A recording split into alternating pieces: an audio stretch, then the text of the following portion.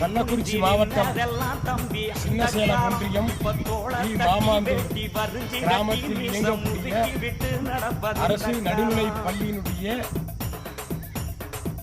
அவலம் கேவலம்.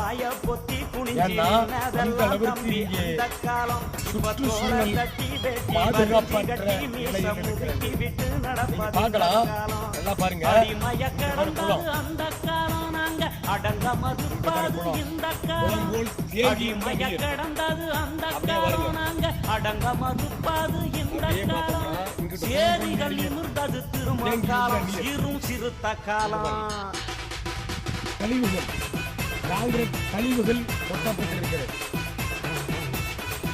காங்கிரஸ் கழிவுகள் கொட்டப்பட்டிருக்கிறது. அது மட்டுமல்ல, மதுரையில மீசம் அழிக்க வச்சு நம்மள மாணவம்